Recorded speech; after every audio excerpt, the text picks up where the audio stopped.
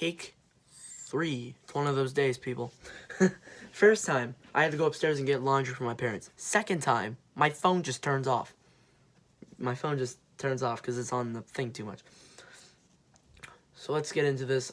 This is literally I haven't even gone past the second one, so I may never get past it. So Jonas Hiller has retired. He played for Switzerland for 4 years and was a goaltender for the Calgary Flames. That's all I know. The reason why I know him from the Calgary Flames is because I have a signed card of him. So, there you go. And, yeah. So, the Senators player with COVID-19 remains unknown. Now, I don't think they're going to announce it. I have read the statement once. So, I'm going to have to read it again. And, they're probably not going to announce it. I wouldn't expect them to. Because maybe they want to keep that to themselves. I'm not sure, but best of wishes to whoever has it on the Senators team. So there you go. This happened yesterday. It was an announcement at like what 11:40 yesterday. An Ottawa Senators player has tested positive for the COVID-19 virus. The player has mild symptoms and is in isolation. The Ottawa Senators are in the process of notifying anyone who has close contact with the athlete and are working with the team doctors and public health officials. As a result of this positive case, all members of the Ottawa Senators are requested to remain isolated, to monitor their health, and seek advice from our team medical staff. The health of our players, fans, and community remains at the highest priority. We will continue to do everything we can to ensure our players, staff, fans, and the greater community remain safe and healthy during this time of uncertainty due to the spread of the coronavirus. Now, if I didn't have 70 subs, I would probably try to guess who this player is, but I'm not going to. Because A, that's not cool. That's something, in my opinion, that's not cool. If there's any Senators fans that watch these videos, depending on who I guess, they might unsub. So I'm not gonna guess. So there you go. Next one. Penn State forward Brandon Biro agrees with a deal with your Buffalo Sabres. So he is 22 years old. He's left wing. He got signed today. It's a two-way, 2-year, $925,000 cap hit, and the value is $1.85 million. So congratulations on getting that money. I will never make that money in my whole life. So yeah. I hope he is probably celebrating today, even though the whole world kind of really isn't. So yeah, about half the world has like coronavirus cases. The Bruins did sign 2 other players. Now let me get out of this Senators article here, because they haven't announced the contracts on Cap Friendly. We'll probably like review them tomorrow. So a goalie from the state of Maine and a Minnesota Duluth defenseman each joined Boston on an entry-level contract. Jerry Swayman and Nick Wolf each signed an entry-level contract with the Boston Bruins on Wednesday. So there you go. Tomorrow I'll wait until Cap Friendly comes out to announce the actual signings. So yeah, there you go. Alright, so I think that's the final serious thing on here.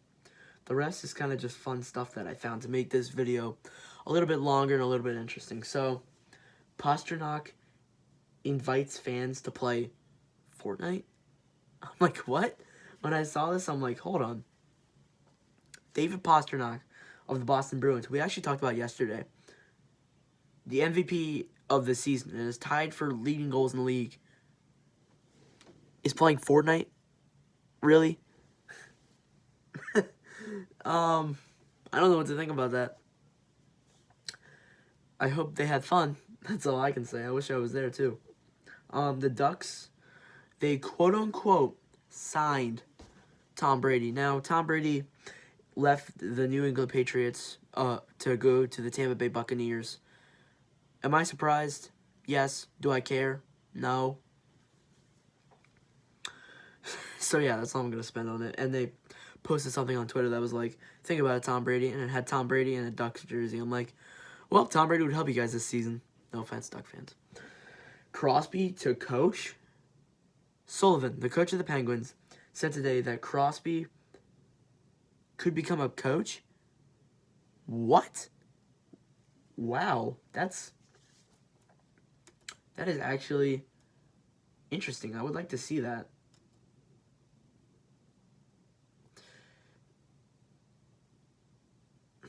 So yeah. All right, next up we have Gritty was on Jeopardy. That's all I'm gonna say. Like, wait, what? Gritty was on Jeopardy. Wow. I was surprised when I saw it. I don't have the article with me, unfortunately, on here. I should. I'm not prepared. That's probably why I have 70 subs. But anyway, he's in Jeopardy. And Flyers are making their mascot big almost 2 years after his announcement. So there you go. We got one more thing to do, and it was the one that I promised. The 2019-2020 Tampa Bay Lightning snapshot. So here we go. With the NHL pausing the 2019-2020 regular season on March 12th due to concerns of the surrounding coronavirus, NHL is taking stock of the leads all 31 teams. Today, a snapshot of Tampa Bay Lightning at the pause. Tampa Bay Lightning 43-21-6 with 92 points. Second place in the Atlantic Division, just 8 points behind the first place, Boston Bruins. The Lightning didn't have the start to the season that everyone expected. They've been one of the best teams in the NHL since mid-December. The Lightning season turned against the Ottawa Senators on December 17th. Entering the game, they were 16-12-1, 6th in the Atlantic Division. I was like, huh? And they were 13 points behind the first place Bruins. In the second period, forward Nikita Kucherov turned over the puck at the Senators' blue line, leading to a game-tying goal by Anthony Duclair. Kucherov played one more shift in the period, one shift early in the third, and was benched for the final 17 minutes and 27 seconds, and all 4 minutes and 41 seconds of overtime, which ended in a goal by Anthony Cirelli that gave the Lightning a 4-3 win. We were making decisions, and that was the best for us to win tonight. Lightning coach John Cooper said after the game. Kucherov is a huge part of the team. It could have been anybody though. As a group, we put ourselves in this position. We wanted to win this game tonight, and this is what we're going with. The move caught the attention of the players, and after 2 straight losses, the Lightning won 10 in a row, starting the first game of that streak. A 6-1 win against the Florida Panthers on December 23rd. Tampa Bay is the best team in the NHL, going 26-8-2 in 36 games. Leading them has been Kucherov, who is 4th in scoring since then with 48 points, 21 goals, 27 assists in 35 games. That's amazing. Amazing. He's obviously their MVP.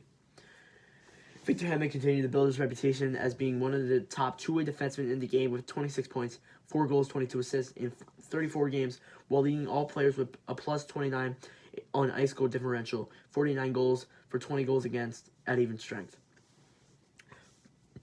Excuse me. Goaltender Andre Vasilevsky is putting together a second straight Vezina Trophy caliber season. Excuse me again.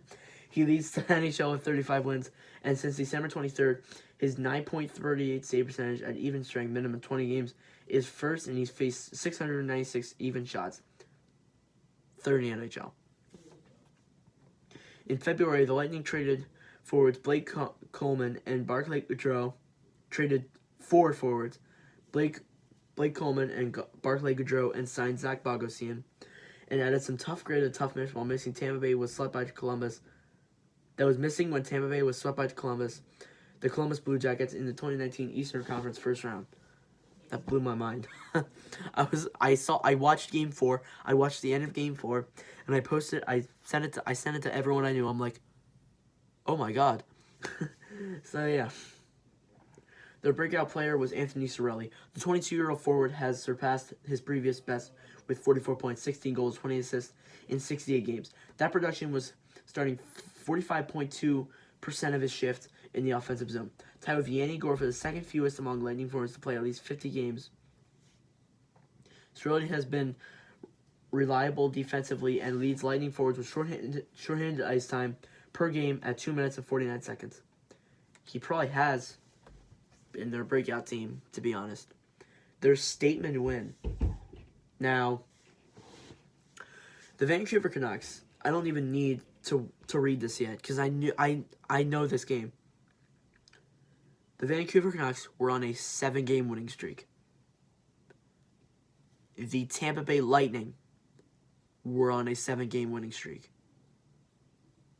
These two teams clashing against each other, it was a statement game for the Lightning. Now I'm going to read the article. Excuse me. I don't have corona. So in that game, it was January 7th. The channel was only 6 days old when this game happened. 6 days. Actually, no. 5 days. We made our first video on January 5th.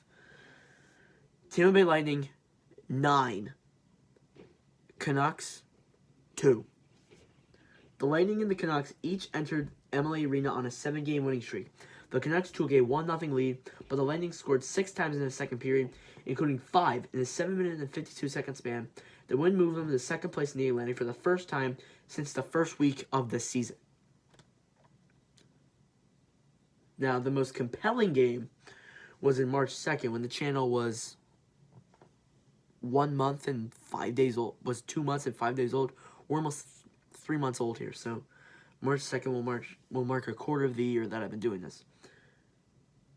Tampa Bay Lightning 5, Boston Bruins 3. The Lightning showed that they can play as physically as big the stronger. The stronger Bruins with a game of 94 penalty minutes at TD Garden.